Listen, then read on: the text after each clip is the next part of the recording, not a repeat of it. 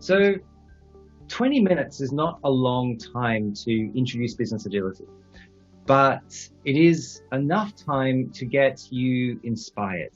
So I'm going to take this opportunity to share a little bit about what is possible, the potential growth of your organizations and the companies that you work for or you perhaps own or are a part of, whether you are a company of two or three or 200,000 or 300,000, it doesn't matter. So at its very core, I'm going to be sharing a little bit about what we call business agility. But I also want to come back and just talk or just make it very clear that agile and business agility are tools. And the intention behind all of these tools is to create a better business.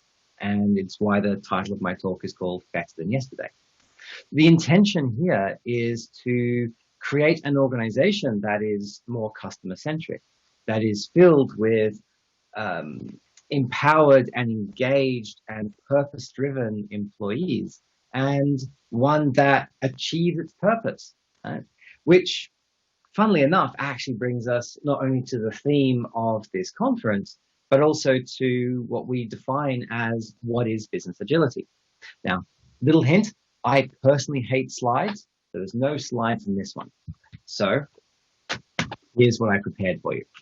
So let us talk about what is business agility for a moment. Business agility is a set of organizational capabilities, behaviors, and ways of working that affords your business the freedom and the flexibility to achieve its purpose, no matter what the future brings. Those last 6 words are some of the most powerful words that we can say, no matter what the future brings. People often ask me about when I think COVID will be over, what do I think will emerge after this current pandemic?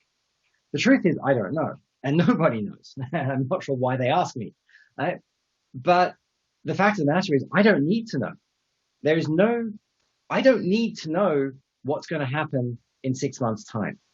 I need to know that I am able to respond, not just react, but respond to whatever the future brings. The other part of that definition is at the beginning. Organizational capabilities, behaviors, and ways of working. For those of you in the agile world, those in the software development or product development space, I want you to start thinking of what you do, not as agile, but as agility.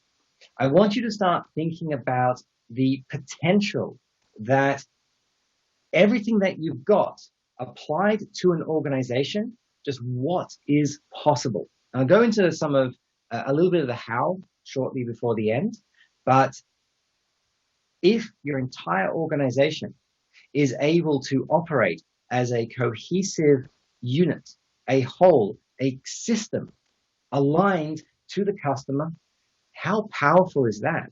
There's almost nothing you can do, or there's almost nothing you can't do, I should say. So let's talk a little bit about what business agility means. So that definition is good. But let's go a bit deeper. Let's look at some of the key characteristics of an agile organization.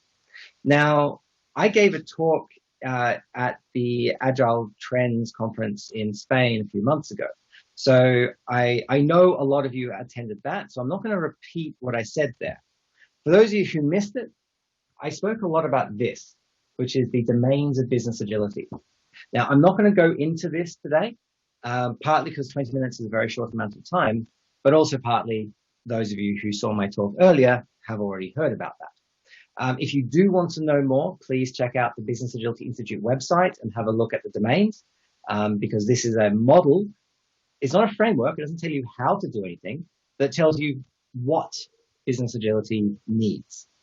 But I'm going to take a level up. I'm going to look at the key characteristics.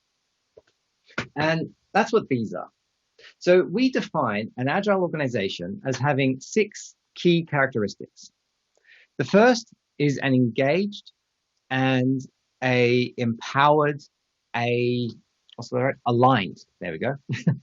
Engaged and aligned workforce. Right? This is the people. The people in your organization are the heart of everything that gets done. Engaged. We know from our research and a lot of other research that employee engagement relates to a very, very large amount of the productivity variance between organizations. The more engaged a workforce is, the more productive the workforce is. But beyond that, the happier the workforce is. So this is kind of a win-win. You create an engaged workforce and you as a manager get greater productivity, and as a worker, I'm happier. I don't think, if we go back to the, let's say, the turn of last century in Taylorism, scientific management, this was all about productivity. It was all about worker efficiency. It wasn't, it wasn't about employee happiness. But we know with 100 years of progress that those two things, productivity and happiness, through engagement, go hand in hand. The second characteristic, right? Catalytic leadership. We need leaders who inspire. We need leaders who can create a vision of the organization. And it doesn't matter if you've got 50 or 500 or 500,000 employees. If they're not all pointed in the same direction, right, nothing's going to happen. The organization will pull itself apart before you achieve anything of value for your customer. So that is the role of leadership. But moving on from leadership, empowering management. Right? So while a manager is a leader is not necessarily a manager. But management as a skill, as a role, is so vitally important to business agility, and in fact, to organizations. We know that management accounts for 70% of the variance of employee engagement. We know that people are more likely to leave an organization because of bad management than any other factor. But which kind of brings us into the next characteristic: unified business systems, processes, tools, policies, right? The systems that enable and operationalize the organization. There's a great quote: a bad system will break a good person. And that's true every single time. So these managers, you could hire great empowering managers, but if you have bad systems, then they will break those good managers. So you need these, in fact, you need all of these together. All right? Moving on. Customer obsession. Last year, I would have said customer centricity, to be customer centric, right? Or customer oriented. It's why in the domains of business agility, the customer is at the center of the model, because we believe the customer is why you are in business. Now, you're not in business to make money. You need to make money to stay in business. But profit, money, is an indicator of success. It is an indicator of customer centricity, that your customers want what you're selling. Right? It is not your purpose. Your purpose is to serve your customer, which is why recently we've started to use the phrase customer obsession rather than customer centricity, because we need organizations that are obsessed, hyper-focused on the customer to the exclusion of all else, even to the point where an organization will make a decision that may have a short-term cost, but because it is the right thing to do for their customers, it will lead to a longer-term benefit. And lastly, a culture of respect, inclusion, trust, learning, a culture of autonomy and empowerment. These are the cultural elements that we need to instill. And I want you to think about your organizational KPIs. I want you to think about the OKRs and the measures by which you are incentivized and rewarded. And whether or not these are, how to put this, whether or not these are the right KPIs for the culture you are trying to instill. And too often, way too often, we see organizations who say they want agility. They create the processes and the systems to enable agility. They invest tens of thousands, millions of dollars, euro, into agile coaches and agile transformation, but they don't change the very core systems that keep people aligned, KPIs. And so while you say you want one culture, you reward a different kind of culture. And this breaks both agile and business agility transformations, as well as creates a natural limit to the amount of agility that emerges in an organization. So I want to then talk why. Some of you are at this conference, and welcome, by the way. Some of you are at this conference because you come from an agile background. You know what Scrum is. You know what Kanban is. Fantastic.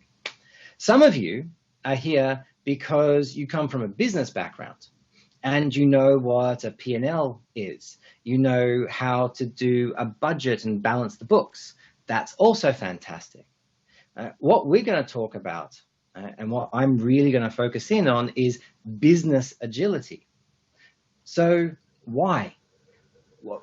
Why do you want business agility? It sounds good. Who doesn't want an empowered workforce? Who doesn't want your customers to be happier, customer satisfaction?